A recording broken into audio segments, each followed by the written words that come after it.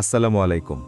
আপনি কি জানেন মহান আল্লাহ তাআলা পবিত্র কোরআনে সময়ের কসম খেয়েছেন? ওয়াল আসর অর্থাৎ সময়ের শপথ। এর মানে হল আমাদের জীবনের প্রতিটি সেকেন্ড অত্যন্ত মূল্যবান সম্পদ। আমরা প্রায়ই বলি সময় নেই, কিন্তু দিন শেষে অকারণে সোশ্যাল মিডিয়ায় বা গল্প করে ঘন্টার পর ঘন্টা পার করে দিই।